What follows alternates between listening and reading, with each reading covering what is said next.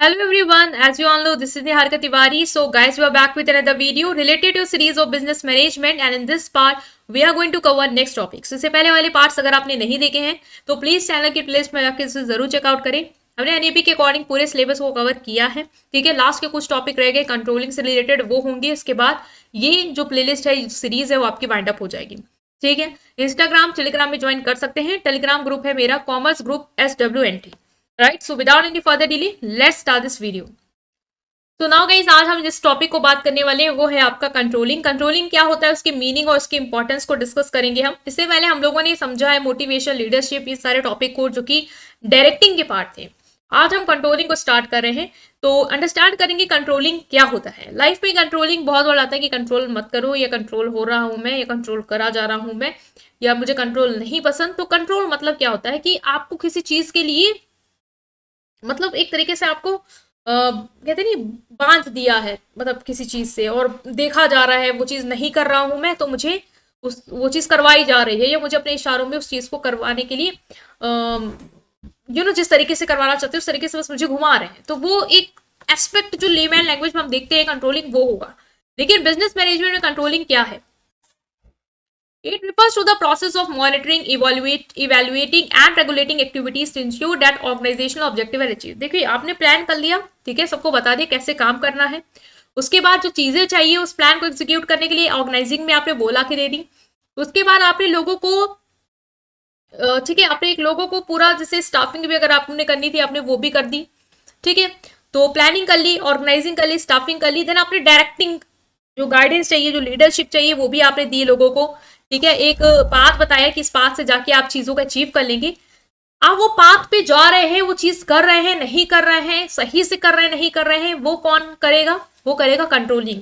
वो कंट्रोलिंग देखता है कि मॉनिटर करता है, कि इवेल्युएट करता है जो आपको काम दिया गया था, जो एक्टिविटीज थी, जो आपको करनी थी, बेसिकली एक गोल को अचीव करने के लिए, एक प्लान एग्जीक्यूट करने के लिए, वो चीजें आप उसी अकॉर्डिंग कर रहे हो या नहीं कर रहे हो। भाई, अगर आप कंट्रोल नहीं करोगे ना लोगों को, उनको देखोगे नहीं कि उनको जो काम दिया है वो कर रहे हैं नहीं कर रहे हैं, तो वो काम चोरी पे आ जाएंगे, ठीक है। इसीलिए बहुत इंपॉर्टेंट है बिजनेस मैनेजमेंट में कंट्रोलिंग, कि प्लान को देने के बाद, टास्क असाइन करने के बाद आप देखो तो कि लोग सही से काम कर रहे हैं नहीं कर रहे हैं, उनकी परफॉर्मेंस को रेगुलेट करो, उनको मॉनिटर करो, टाइम टू टाइम देखते जाओ कि चीजें प्लान के अकॉर्डिंग चल रही है या नहीं चल रही हैं। तो कंट्रोलिंग बहुत ही क्रूशियल है, क्योंकि भाई एक प्रोग्रेस पे ट्रैक, जो ट्रैक है ना, उसकी प्रोग्रेस को देखने में हेल्प करता है। आप ट्रैक कर सकते हो प्रोग्रेस को, कि जो सामने वाला बंदा है वो उसी हिसाब से चल रहा है जिस हिसाब से चीजें डिसाइड की गई थी या नहीं, और नहीं चल रहा है तो क्या हम करें जिससे वो चीज पे चलने लग जाए। तो ये था कंट्रोलिंग। इंपॉर्टेंस क्या है? पहली है, गोल्स को अचीव करने में हेल्प करता है, ऑफ कोर्स, क्योंकि भाई अगर आप देखोगे, मॉनिटर करोगे, और आप जैसे कोई ट्रैक पे नहीं है, गोल्स को अचीव करने में जिस रास्ते में जाते हो उस रास्ते पे नहीं काम कर रहा है, तो फिर कंट्रोलिंग के थ्रू आप उसको उस रास्ते पे ला पाओगे, मॉनिटर कर पाओगे इसकी परफॉर्मेंस को। जैसे जो स्टैंडर्ड सेटअप किए, लाइक आपने 100 डिब्बे बनाने का स्टैंडर्ड सेटअप किया एक दिन का, तो आप देखो कि 100 डिब्बे बन भी रहे हैं या नहीं। नहीं बन रहे हैं तो फिर एक्शन लो भाई, उनसे बनवाओ, क्यों नहीं बन रहे हैं। तो पहला तो है कि वो गोल्स अचीव करने में हेल्प करेगा। अगर चीजें नहीं जा रही होंगी सही, तो आप चीजें सही ले आओगे। दूसरा है परफॉर्मेंस इंप्रूवमेंट। जब आप पे नजर की जाती है, आपको ट्रैक किया जाता है, तो आप अपनी परफॉर्मेंस को इंप्रूव करते जाते हो, क्योंकि आपको पता होता है कोई देख रहा है, ठीक है।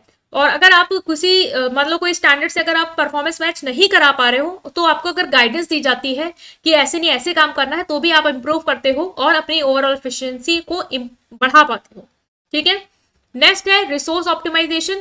जैसे कि आप जैसे किसी पे कंट्रोल नहीं कर रहे हो, उसको देख नहीं रहे हो, तो वो रिसोर्स का क्या कर रहा है? वेस्टेज कर रहा है, बनाने के लिए अननेसेसरी बर्बाद करे जा रहा है कि हाँ बस बन जाए, दे दो उनको बस।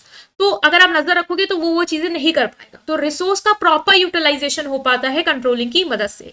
नेक्स्ट है डिसीजन मेकिंग। डिसीजन मेकिंग क्या है? The feedback provided by controlling process inform decision making. Manager make informed decision based on real time data, reducing the likelihood of making decision that may lead to negative consequences। भाई controlling के through आप performance को पूरा evaluate करते हो, चीजें सही जा रही नहीं जा रही है, तो आपको फीडबैक तो मिल जाता है कि हाँ यहाँ दिक्कत हो रही है। तो उस दिक्कतों को नजर रखते हुए फिर आप डिसीजन जो है वो लेते हो, जिससे क्या होता है कि नेगेटिव कोई कॉन्सिक्वेंसेज अगर हो सकते थे तो वो नहीं होंगे। मान लो गलत डिसीजन ले लिया और चीजें और खराब हो गई, तो वो नहीं होगा। आपने डिसीजन इन्फॉर्म्ड लिया है, चीजों को जान के फीडबैक लेने के बाद ही आपने फाइनल डिसीजन लिया है कि मुझे क्या करना है। adaptability to changes in a dynamic business environment, changes in inevitable, or controlling allows organization to adapt to changes by identifying deviation early on and facilitating prompt adjustment to strategies and plan. business environment क्या है, dynamic है, बदलता रहता है, और changes जो है वो पार्ट है, मतलब चेंज होगा ही होगा. तो कंट्रोलिंग क्या अलाउ करता है ऑर्गेनाइजेशन को कि वो जो चेंज है उसको ऑर्गेनाइजेशन में लोगों से अडॉप्ट करा पाए, लोग उस चेंजेस को स्वीकार करें और चेंजेस को एक्सेप्ट करने के हिसाब से ही जो भी एडजस्टमेंट है स्ट्रैटेजीज में, प्लान में, वो आप कर पाओ और उसी तरीके से आप लोगों से काम करवा पाओ. ठीक है, चेंज लाना भी एक इंपॉर्टेंट है. और चेंज कब आएगा, जब आप ट्रैक करोगे लोगों की परफॉर्मेंस को कि भाई चेंज तो मैंने इंप्लीमेंट कर दिया, क्या वो चेंज के हिसाब से काम चल भी रहा है या नहीं. नहीं चल रहा है तो भाई एक्शन लेंगे और उस चेंज को इंप्लीमेंट करने के लिए हम जो भी कर सकते हैं वो करेंगे. तो ये है आपका. नेक्स्ट है आपका motivation and accountability. Employees are more likely to be motivated when they understand that their performance is being monitored and their contributions are crucial to organization success. Employees जो होते हैं वो तभी मोटिवेटेड होते हैं जब उनको समझ में आ जाता है कि उनकी परफॉर्मेंस को कोई मॉनिटर कर रहा है. जब आप पे कोई नजर रखता है ना तो आपको लगता है हाँ मुझे देखा जा रहा है, तो इसका मतलब मैं कोई तो अच्छा करता हूँ तो मुझे उसका रिवॉर्ड मिलेगा. जैसे कभी होता है ना कि आपको लगता है कि यार कॉपी तो मैं एग्जाम लिख के आता हूँ, कॉपी तो चेक कोई करता नहीं है, कुछ भी लिख के आ जाओ.